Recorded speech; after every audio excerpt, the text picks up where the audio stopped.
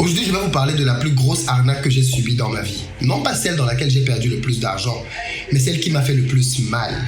Vous allez peut-être aussi comprendre dans cette vidéo pourquoi est-ce que j'ai eu une sorte de haine viscérale vis-à-vis des arnaqueurs, des gens qui viennent pour raconter des histoires et embobiner les gens. J'en ai été moi-même la victime.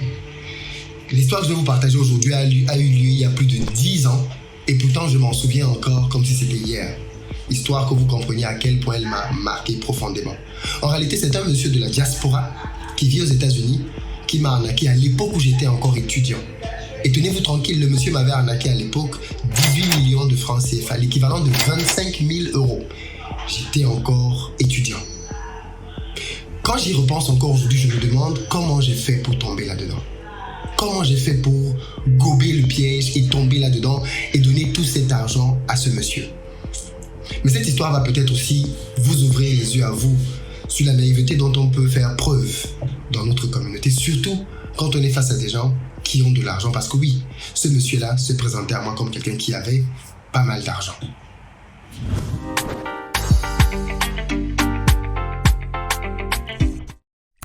Salut à toi, bienvenue sur ma chaîne, moi c'est Philippe Simo et ici je te parle d'entrepreneuriat, d'investissement, de business, de conseils, comme dans cette vidéo pour que ça t'aide à améliorer tes finances. Donc si tu veux bien évidemment bénéficier de tous mes conseils, tu t'abonnes et tu actives la cloche des notifications pour être sûr de recevoir chacune de mes vidéos. Et puis si tu es nouveau ici et que tu veux aller plus loin, commencer à générer des revenus, j'ai une bonne nouvelle pour toi. J'ai créé une batterie de formations que tu peux trouver sur mon site investiropayes.com, onglet formation. Tu vas y trouver des formations pour pouvoir lancer un élevage de poulets par exemple, pour générer des revenus pour ta famille au pays, mais tu vas aussi y trouver des formations en ligne comme Amazon que tu peux faire en parallèle de ton boulot. Pour ceux qui sont en France, la bonne nouvelle c'est que vous pouvez bénéficier désormais du CPF pour qu'on vous accompagne dans votre projet entrepreneurial. Allez donc dans la barre de description, vous avez un lien qui vous permet de nous contacter ou alors de nous appeler pour qu'on puisse vous accompagner pour ceux qui sont dans la démarche CPF. Et puis les autres, bien évidemment, vous pourrez simplement choisir la formation qui vous convient en fonction de votre budget. Je profite aussi de cette occasion pour vous annoncer que on se retrouve très prochainement au Canada et aux États-Unis pour des formations business dédiées à l'Afrique. Ceux d'entre vous qui, comme moi, aiment l'Afrique et veulent y faire quelque chose, c'est l'occasion ou jamais de venir vous former au business. On va se retrouver à 2 dates. Le 20 août à Montréal, le 21 à Toronto et la semaine d'après, le 27 août à New York et le 28 à Montréal pour parler de business en Afrique. Je vais vous partager tout ce que je sais aujourd'hui qui m'a permis de lancer des business au Cameroun, en Côte d'Ivoire maintenant et prochainement au Sénégal, afin que vous puissiez vous aussi vous servir de toute cette expérience pour gagner beaucoup d'années, beaucoup de temps et beaucoup d'argent. Pour les amis qui sont en Europe, je ne vous ai bien évidemment pas oublié, on a notre grande rencontre business qui se tiendra le 8 octobre à Paris avec pour but de parler de business en Afrique et notamment d'industrie. Et pour ça, j'ai un invité, Bertin Thiofo, qui est un industriel camerounais qui va venir nous partager simplement son histoire. Comment il est passé de SDF hier à capitaine d'industrie aujourd'hui et surtout comment vous aussi, même avec un petit budget, pouvez lancer votre business et devenir un industriel qui va scaler son business au fur et à mesure du temps. Croyez-moi, l'industrie c'est le domaine dans lequel il y a un argent que vous n'imaginez même pas. Et pourtant c'est le domaine dans lequel nous sommes très peu nombreux. Venez vous former, vous allez découvrir des pépites. L'histoire que je vais vous raconter maintenant s'est tenue il y a plus de 10 ans, alors même que j'étais encore étudiant, ou du moins j'étais à la fin de mes études. Comme vous le savez déjà et expliqué dans plusieurs vidéos, j'ai toujours été quelqu'un de très économe. Et pendant mes années d'études, j'ai commencé à mettre beaucoup d'argent de côté au travers de mes différents jobs et stages notamment. Et quand j'ai terminé mes études, j'avais une certaine épargne et à la suite de cela, j'ai commencé mon boulot et donc à partir de là, j'ai commencé à mettre de plus en plus d'argent de côté. Une histoire qui m'est arrivée à cette période-là et qui m'a profondément marqué est que je suis rentré au pays, comme je le faisais à peu près tous les ans à cette période-là.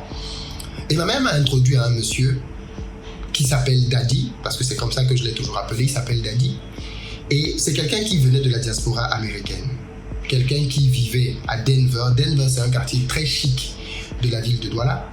Il avait là-bas une grande maison, que je suis allé visiter d'ailleurs. Très grande maison, prestigieuse, qui était en finition. En réalité, avec le recul, je me rends compte maintenant qu'il n'avait plus d'argent pour finir les travaux de cette maison-là. Mais il avait commencé en tout cas un gros chantier d'une maison sur laquelle il avait bâti quelque chose de plus de 1000 mètres carrés. Et je me rappelle d'ailleurs qu'il me donnait beaucoup de conseils. En fait, c'est quelqu'un qui m'a pris un peu comme sous son aile. pour m'expliquer un tout petit peu le monde des affaires. Daddy, c'était quelqu'un qui, de ce qu'il m'a dit, il a quitté le Cameroun à l'âge de 27 ans pour aller s'installer aux États-Unis, alors qu'à l'époque, il était déjà milliardaire. Il gérait une société de microfinance. Et donc, avec tout cet argent-là, il est allé s'installer aux États-Unis avec celle qui était son épouse. Ils ont eu des enfants et par la suite, elle a divorcé de lui. Ils ont arrivé aux États-Unis, ils ont lancé un business aux États-Unis qui marchait très bien. Et à la suite de cela, cette dame l'a quitté. Et cette rupture dans la vie de Daddy, de ce qu'il me dit, l'a tellement traumatisé qu'il n'a pas pu continuer son entreprise. Il a tout perdu, sa femme l'a traîné en justice et donc désormais, il revenait pour se refaire une santé financière donc au Cameroun. C'est donc dans ce cadre-là qu'il m'a été présenté comme quelqu'un qui faisait dans les business de terrain. J'ai donc très naïvement cru que Daddy était quelqu'un de bien intentionné. De toute façon, Daddy avait tout pour plaire. Quand vous le voyez, vous ne pouvez pas vous imaginer que c'est quelqu'un qui peut vous arnaquer. L'un des principes que j'ai compris avec Daddy, c'est que les apparences sont très trompeuses. Et les arnaqueurs ont tendance à exhiber leurs biens parce que ceci va leur permettre d'avoir une certaine crédibilité auprès des gens qu'ils veulent arnaquer. De telle sorte que vous vous disiez, de toutes les façons, s'il a un jet privé, que représentent mes 1000 euros? C'est rien du tout, il peut me les rembourser d'un claquement de doigts. S'il a des immeubles et des villas, que représentent mes 10 000 euros? C'est ridicule pour lui. Et donc, Daddy a procédé de cette stratégie-là avec moi. Il avait sa maison, certes qui n'était pas terminée, mais qui était dans un très beau quartier dans lequel il habitait déjà. Rien que la cuisine de sa maison faisait le séjour peut-être plus de chambres dans beaucoup de maisons. Grand, spacieux, les hauteurs sous plafond étaient très importantes, très imposantes. Il avait toujours une grosse voiture avec un chauffeur, toujours propre sur lui, bien habillé, avec un peu de bijoux. Toujours pareil, parler très calmement, avec douceur. Tu sais, le genre de gars qui a une confiance qui fait qu'il n'a pas besoin de discuter avec toi en fait. Il te dit les choses. Daddy te dit les choses.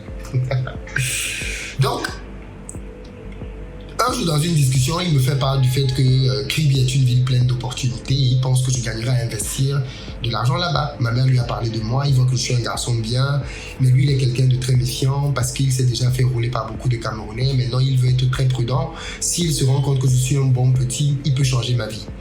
Mais de ce que ma mère lui dit, je semble être un gars qui est bien. Tout flatteur vit aux dépens de celui qui l'écoute. Il m'encense alors qu'il ne me connaît même pas. Ta mère m'a dit oui, que tu es en train de terminer tes études, que tu vas garder ta petite chambre d'étudiant. Mon petit, tu as compris tout à la vie. Et c'est à cette occasion-là qu'il m'amène donc chez lui, qui m'explique en fait.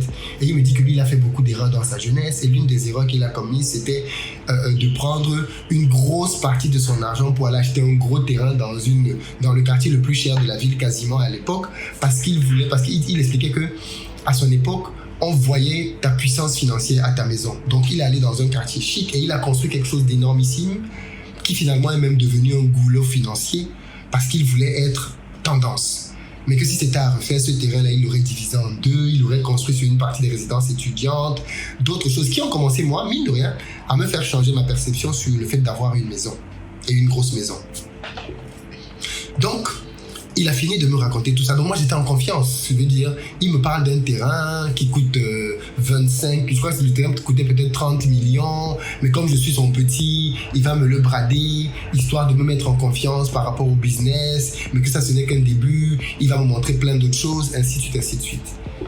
Tu vois la situation dans laquelle toi-même, tu commences à vouloir supplier quelqu'un pour qu'il te vende quelque chose. C'est à ce niveau-là qu'il m'avait amené. J'ai déjà devenu en mode... Joe, vends-moi ton terrain, s'il te plaît, s'il te plaît. Donc voilà comment est-ce qu'on conclut donc de la transaction. Un soir, il reste à la maison très tard. Je me dis, bon, c'est parce qu'il m'aime bien. On discute sur le terrain et je crois qu'on finit par convenir d'un prix comme 22-23 millions pour le fameux terrain. Quand on se sépare, je viens et je crois le lendemain matin, très tôt, j'en parle à ma mère, je lui dis voilà, on a discuté. Elle me dit mais pourquoi tu as discuté des prix avec lui? C'était pas à toi de faire ça, c'était à moi de le faire. Elle me dit il t'a dit combien? Je lui dis le prix, elle me dit mais non, c'est pas possible, je vais l'appeler. Donc elle l'appelle et elle lui dit mais écoute, c'est quoi ces prix-là? Tu veux arnaquer mon fils, on ne peut pas acheter ton terrain à ce prix-là, ainsi de suite. Donc du coup, sous la pression de ma mère, il dit ok d'accord, il n'y a pas de problème, je ne peux rien vous refuser. Il diminue le prix à 18 millions. Donc les 18 millions, j'avais 10 000 euros, donc 6 millions et quelques à l'époque. Je prends donc 6 millions là-dedans, je les lui donne en lui disant, ok, les 12 millions qui restent, je ne les ai pas. Et je ne peux pas prendre toute mon épargne pour te la donner. Par contre, ce que je peux faire, c'est te donner ton épargne. Je peux te donner 1 million chaque mois. Donc, 1 500 € à peu près chaque mois. Voilà l'accord qu'on a. Mais pour officialiser tout ça, ma mère, qui bien évidemment était toujours au carré, elle dit non, on ne peut pas simplement parler des ventes des terrains ici à la maison, on va aller chez un notaire. Donc, si mon fils te donne de l'argent, on va chez un notaire. Voilà comment est-ce qu'on se retrouve donc à Kribi, chez un notaire. La ville de Kribi a 2 notaires. Donc, on va chez la dame notaire. Il n'y a qu'une dame notaire chez Kribi, à Kribi. Donc, on va donc chez cette dame-là. Et arrivé chez cette dame-là, d'ailleurs, quand je dis 2 notaires, je crois que maintenant il n'y en a plus qu'un. Parce qu'à l'époque, il y avait un deuxième. Je ne sais pas si ce deuxième cabinet existe toujours. Donc, on va à Kribi. On va donc chez le notaire. Et arrivé chez le notaire, bizarrement, le jour où il faut signer, je me rends compte que Daddy est au téléphone en train d'appeler tout le monde. Je n'avais jamais acheté de terrain à cette époque-là. J'étais d'une naïveté incroyable, comme beaucoup de salariés quand il s'agit d'affaires. Je prends donc le téléphone, enfin il prend le téléphone, il appelle des gens qui viennent et tout, chaque personne qui vient doit signer, je ne comprends pas ce qui est en train de se passer. Et puis au bout d'un certain temps, le notaire l'engueule, finalement il me dit non c'est bon, va signer, j'arrive dans le bureau du notaire, on me donne un bout de papier que je dois signer, je n'ai même pas lu, je signe. Je veux dire, je suis en confiance, c'est quand même Daddy, ma mère est là, personne ne peut me vouloir du mal ici, toutes mes gardes sont baissées, et en plus il est en train de me faire une faveur, c'est qu'il me fait signer un contrat chez le notaire alors que je n'ai même pas payé tout l'argent. Et c'est ce qu'il me rappelle, c'est qu'on ne procède pas comme ça. Est-ce qu'on peut vendre un terrain à crédit, mon petit? On ne vend pas les terrains à crédit. Je suis en train de te faire une fleur. Ça veut dire qu'à partir de maintenant, si tu fuis, je n'ai aucun moyen de récupérer mon argent. Tu as déjà signé chez le notaire. Je signe donc le document qui est supposé être un acte de vente. Et à la suite de ça, je rentre à la maison. Et donc, me voilà qui me suis endetté pour 1 an, dans lequel je dois donner tous les mois à Daddy 1 million. Donc, de manière très calme, tous les mois, je lui verse 100 millions. Lui, de son côté, il devait avancer sur certains documents pour pouvoir obtenir un titre général et ensuite morceler mon terrain pour me le remettre. En fait, Daddy, c'était un morceleur, un investisseur foncier. Donc, du coup, je lui donne donc chaque mois l'argent. Durement travaillé, puisque là, pour le coup, c'est vraiment parmi mes premiers salaires que je lui donne cet argent-là. Et cette discipline-là, vous voyez, m'a aidé aussi par la suite à continuer à beaucoup épargner, puisque dès le début, j'étais dans une position dans laquelle je devais donner de l'argent tous les mois à quelqu'un. Et ça m'a aussi poussé à garder beaucoup, alors, on peut me demander, mais les dossiers traînants, pourquoi tu as continué? Parce que je m'étais engagé. Et en général, quand je m'engage, j'essaie de tenir parole. Donc, tous les mois, je lui versais son argent. Rubis sur ongle, ça tombait toujours. Vers le 6e mois, Daddy m'appelle, il est aux États-Unis, il me dit écoute, mon petit, j'ai un problème de cœur, je dois me faire opérer en Angleterre, j'ai besoin d'argent. Est-ce que tu peux pas me donner les 3-4 mois restants? Et si tu veux bien, je vais faire un tour en France et je vais peut-être passer dans ta petite chambre d'étudiant, ta fameuse petite chambre d'étudiant. Moi, je me sens privilégié, je me sens honoré. Un milliardaire comme Daddy va venir dans ma petite chambre d'étudiant. Quel honneur! Il vient et il arrive en France. Il vient dans ma petite chambre, on va dormir là ensemble. Ma mère était très mal à l'aise avec ça, mais c'est pas possible, pourquoi est-ce qu'il vient chez toi? C'est pas normal, c'est un monsieur, il doit pouvoir se prendre une chambre d'hôtel. Je dis mais non, au contraire, moi ça fait du bien, on peut discuter, je veux bénéficier de son expérience, laisse tomber. Daddy me dit oui, il veut créer une entreprise, il veut que je sois le CEO de cette entreprise-là, il faut que je lui trouve des gens sérieux, voilà comment est-ce que j'embarque mes meilleurs amis dans l'affaire avec Daddy. Et il commence à donner des conseils, oui, dans son entreprise. Comme on est en train de signer là, il faut qu'on sache que c'est une signature, c'est un engagement ferme. Il va nous donner des actions dans son entreprise, donc il attend de nous beaucoup de sérieux. Il nous sermonne, ainsi de suite. Je lui donne en partant, il devait aller en Angleterre, soi-disant, pour se faire opérer. Donc il reste avec moi là 3-4 jours. On vit au quotidien ensemble, il me voit vivre. Et à la fin, il me dit franchement, je suis très admiratif de toi, ta mère peut être vraiment fière de toi, tu as vraiment compris le sens de la vie, tu n'es pas allé dans les folies de la jeunesse, franchement, bravo, tu as un bel avenir qui t'est promis. Tout bon flatteur vient au départ de celui qui l'écoute. Aujourd'hui, quand j'entends les gens me flatter, les gens ne comprennent pas pourquoi est-ce que je suis imperméable à certains compliments, mais vraiment imperméable. Quand vous me complimentez 2-3 fois, je me demande tout de suite, qu'est-ce que toi tu veux en fait? Qu'est-ce que tu attends de moi en fait? Et tout ça est venu de là. Parce que ce monsieur avait une langue mielleuse. Il m'a parlé, ambiancé, tout ce que vous voulez. J'étais en confiance. Et alors, je parle de quelqu'un qui avait plus de la quarantaine, hein, à cette époque-là déjà. Donc, il y a plus de 10 ans, il avait plus de la quarantaine. Non, je dis quelqu'un qui a plus de 50 ans. Enfin, s'il est vivant, je n'ai plus de ces nouvelles. Vous allez comprendre pourquoi. Au final, je commence à lui dire, mais Dio, en partant, je lui donne 2 mois au lieu de 4 ans, il en restait 2 après. Et je commence à lui mettre un peu la pression. Mais les documents, ça se passe comment? Ça fait quand même déjà 10 mois. Il n'y a rien. Il me dit, non, mon petit, calme-toi, c'est un petit problème. Je vais te donner ton terrain. Qu'est-ce que c'est qu'un terrain pour moi? De toute façon, si ça ne marche même pas à crédit, je vais te donner d'autres terrains. Après, il me dit, à moins un mois, on m'a volé mon sac avec tous mes titres fonciers originaux. Il faut que je refasse encore une démarche dans laquelle je vais devoir recommencer. Il me raconte encore des histoires, ainsi de suite. Au final, je termine de payer les 18 millions. Les 25 000 euros. Et je me rends compte que j'ai pas grand chose. Je n'ai plus de documents de Daddy. Je n'ai même plus de nouvelles de Daddy parce que le numéro américain que j'ai de lui ne passe plus. Ma mère essaye de le joindre. Il ne répond plus à personne. Je vais aux États-Unis pour voir un ami, à moi, un très bon ami. Et arrivé sur place, je parviens à tomber sur quelqu'un qui le connaît. Et qui me remet en contact avec lui. Donc je l'appelle. Il me dit, ah oui, c'est vrai, comment ça va? Patati patata, oh, mon petit, je vais bien, la santé, ça va beaucoup mieux maintenant, mon opération s'est bien passée, j'ai tenu, patati patata. Je veux dire, à un moment donné, j'ai même pitié, je me dis, bon, un gars qui est mourant, son cœur est en train de lâcher. Est-ce que je peux venir demander de l'argent? Dio, car le gars, il est mourant. Est-ce que tu peux venir demander ton argent à quelqu'un qui est mourant? Quand même. Donc j'ai même quasiment plus parlé d'argent parce que bon, voilà, j'étais tellement content qu'il aille mieux. Au final, je continue donc d'essayer de prendre des nouvelles pour mon terrain. Et je vais chez le notaire quand je vais au pays tout seul. Et là, je me rends compte du poteau rose. En fait, qu'est-ce qui s'est passé? Daddy, qui était supposé être quelqu'un qui avait beaucoup de terrain, n'avait aucun terrain. Il s'est promené avec les titres fonciers qui ne lui appartenaient même pas, dans ses sacs et dans sa voiture. Et il était dans plusieurs projets de morcellement. En fait, apparemment, c'est quelqu'un qui a voulu embrasser très large. Donc, il a pris plein de dossiers en même temps et il n'est allé au bout d'aucun. Donc, il n'était habilité à vendre, il n'était pas habilité à faire. Alors, il avait une possibilité de vendre des terrains, oui. C'est-à-dire qu'avec son deal avec la famille, justement, il pouvait vendre des terrains, mais tout ceci devait être validé au moment où il allait terminer l'opération. Or, dans le cas d'espèce, il n'a jamais terminé les opérations. Les familles ont dû annuler les contrats avec lui et se sont tournés vers d'autres personnes qui devaient les financer. Donc, des gens comme moi qui lui ont donné leur argent ont tout perdu. Absolument tout. Daddy était quelqu'un qui était supposé être riche. C'est quelqu'un qui avait les codes de la richesse. Grande maison, belle voiture, chauffeur.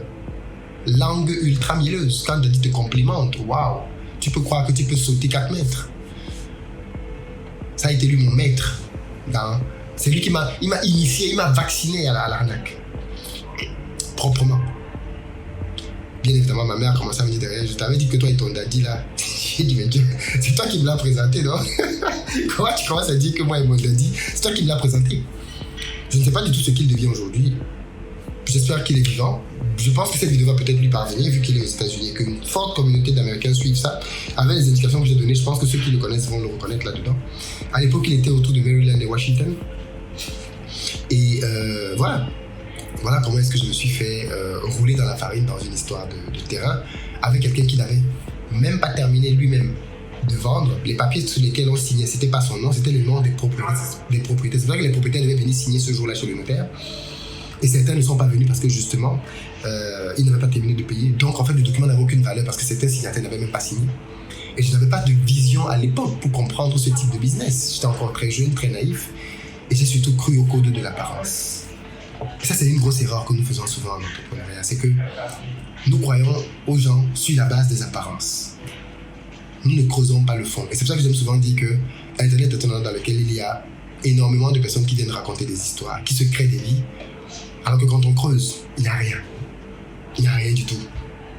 Mais on les voit, on les adule, on les surlève jusqu'au ciel.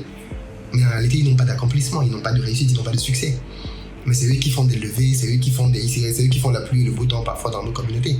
Parce qu'il y a une ignorance criarde de comment fonctionne le business. En tout cas, voilà moi ce que j'ai vécu avec Daddy.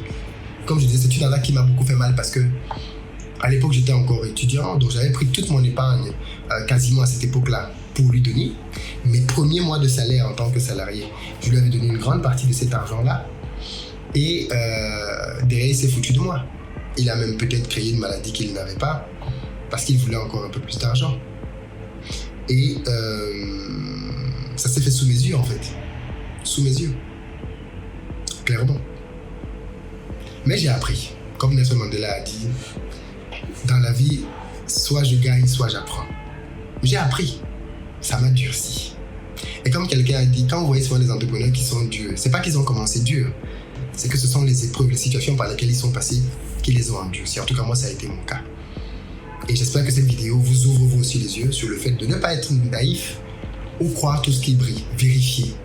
Vérifiez avec les documents. Et ne pensez pas que parce que quelqu'un vous a amené chez un notaire ou chez je ne sais pas trop quel autre officiel, tout est fait. Non. Si vous pouvez prendre un deuxième notaire, prenez. Si vous pouvez prendre un avocat, payez quelqu'un. Ça va vous coûter 50 000. Il va vérifier vos documents et il va vous dire tout de suite si vous êtes dans une arnaque ou pas. Ne faites confiance à personne. Ne faites confiance à personne, même à moi qui vous parle.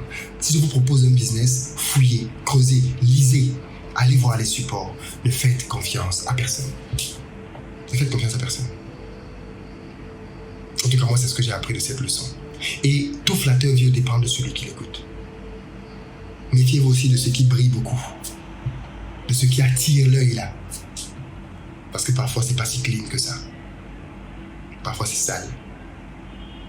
J'espère que cette petite histoire vous inspire aussi et qu'elle vous permet de comprendre encore une autre méandre dans laquelle je suis passé. J'ai l'impression que les vidéos dans lesquelles je parle de mes expériences comme ça vous intéressent. Si c'est le cas, dites-le moi en commentaire. Je pourrais vous en rencontrer plein d'autres.